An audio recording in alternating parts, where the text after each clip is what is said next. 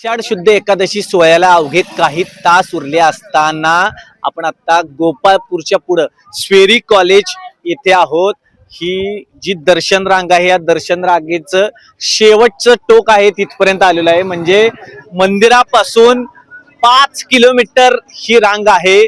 मध्ये 18 शेड आहेत। त्या शेडची क्षमताचा विचार केला तर 30,000 जे भाविक आहेत त्यामध्ये सामावले जात आहेत। आपल्या सोबत काही भाविक आहेत।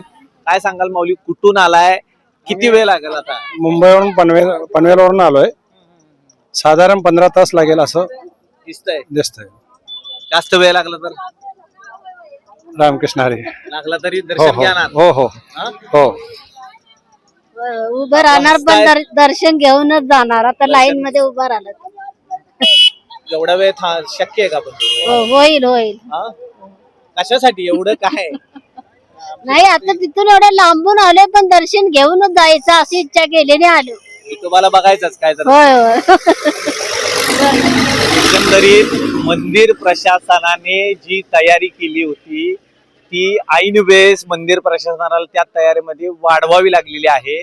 जे पत्राशेड आहेत ते ओसंडून वाहत आहेत। ही दर्शन रांग आहे ती गोपाळपूरच्या पुढे तब्बल 2 किलोमीटर आहे आणि याच साठी केला होता 8 तास। ज्या भाविक सांगतात की कितीही वेळ लागला तरी विठ्ठलाचं दर्शन घेणार, रुक्मिणी मातेचं दर्शन घेणार आणि मगच इथून जाणार असा त्यांचा निर्धार आहे। मात्र ही दर्शन रांग बघितल्यावर असं जाणवते की काय त्या विठ्ठलाची कीर्ती आहे, काय ह्याची भक्ती आहे।